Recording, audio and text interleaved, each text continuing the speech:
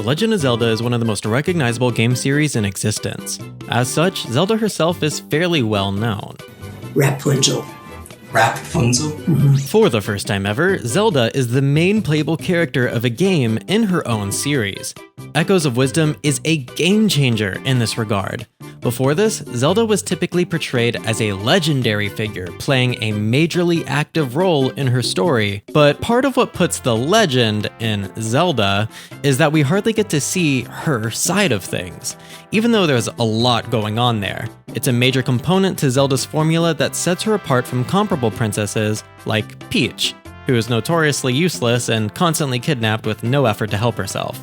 Nah, Zelda's kind of a boss bitch, and every once in a while, we are treated to scenes depicting some of her greatest accomplishments and tricks. With that, let's deduce just how powerful our favorite sorceress princess is.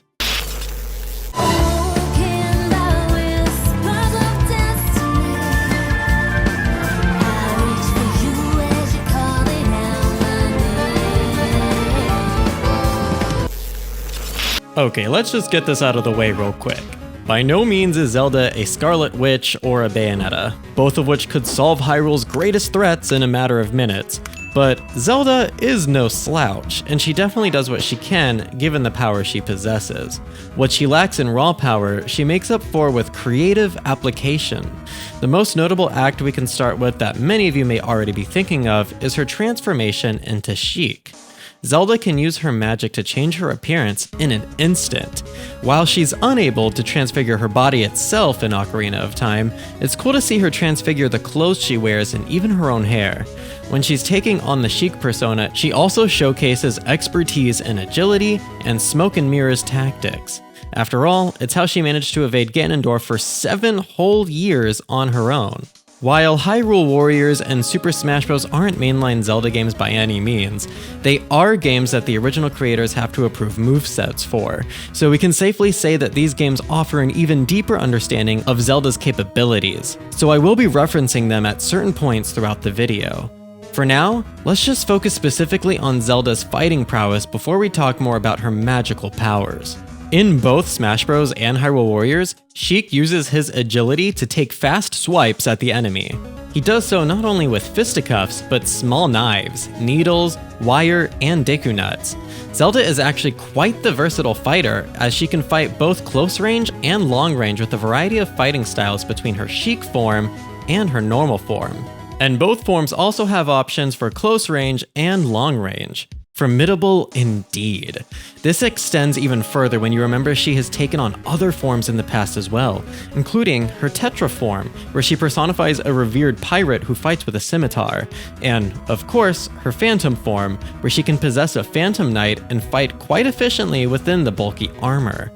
Other versions of Zelda do a more efficient version of this, and we'll talk about that later, but all this goes to show how capable Zelda is, even when it comes to fighting without her magic itself.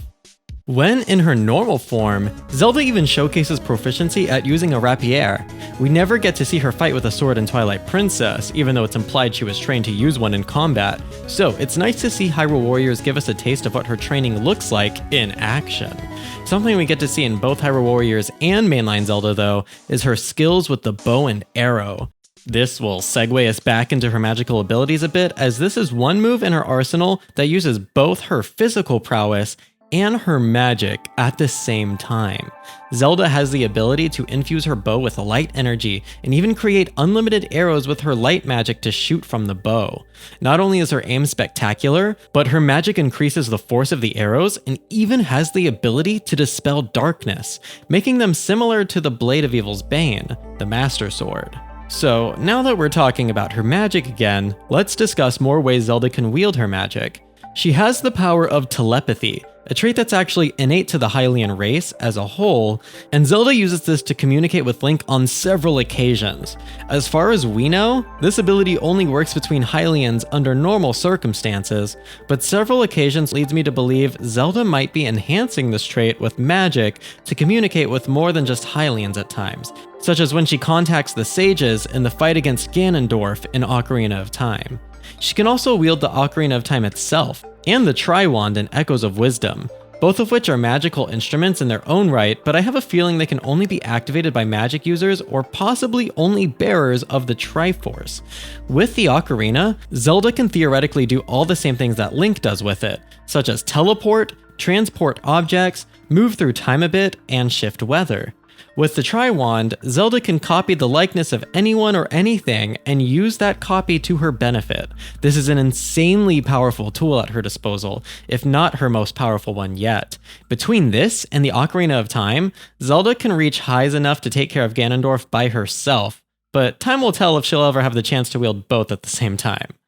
Zelda can also innately wield her magic as a force, either to bind, push, or pull. In Ocarina of Time, Zelda binds Ganon with her magic so Link can deal a finishing blow.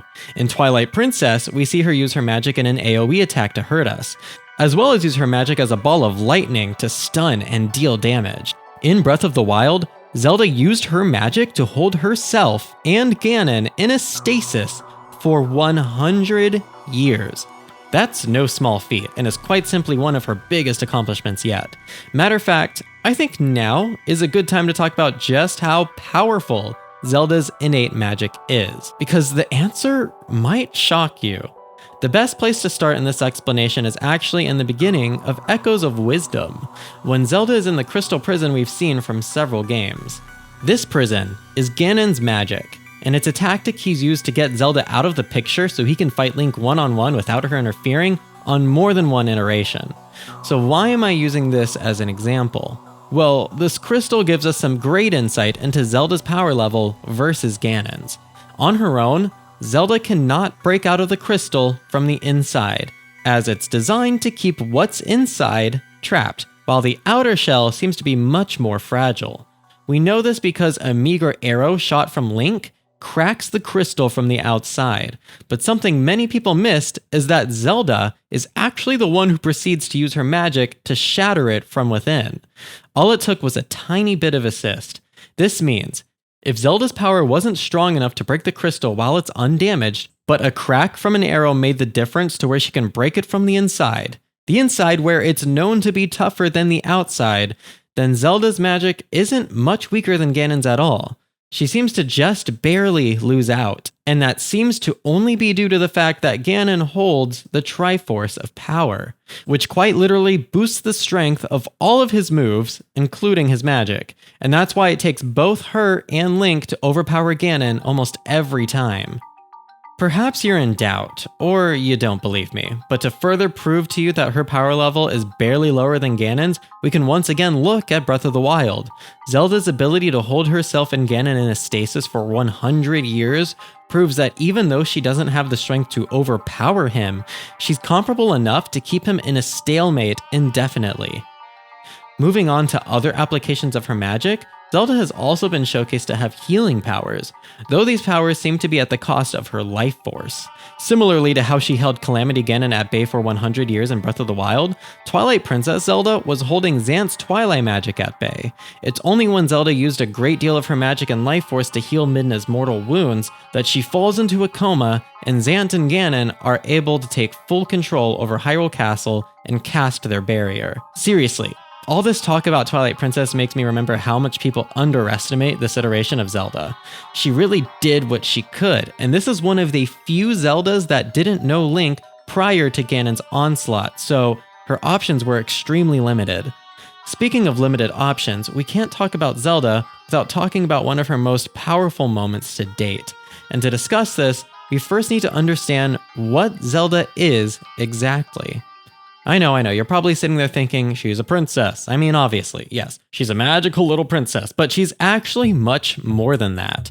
Her magic comes from somewhere, right? But where exactly? This is the crazy part.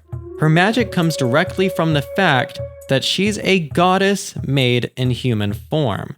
That's right, Zelda is the goddess Hylia made flesh. Obviously, she's weaker now that she's human, but this is what gives her the ability to reincarnate endlessly and interfere with mortal affairs.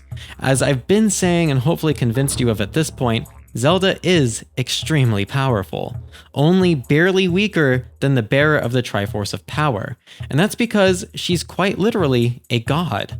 Ganon is the embodiment of malice, which in itself is also a godlike force.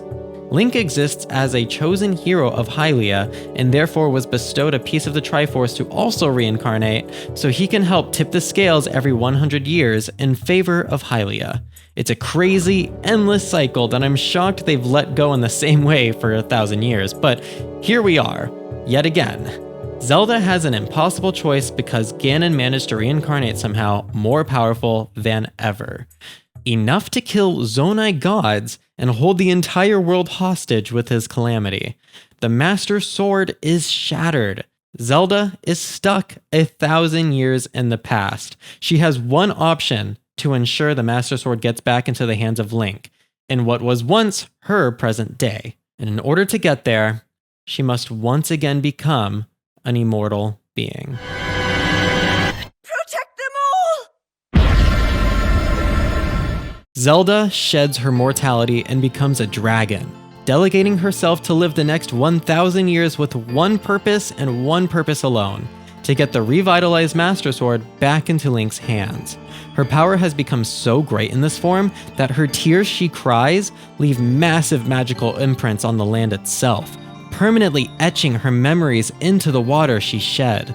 It's a powerful moment that may or may not carry a plethora of plot holes, but hey, this is Zelda in her most powerful form that we've seen her in. So, there's that.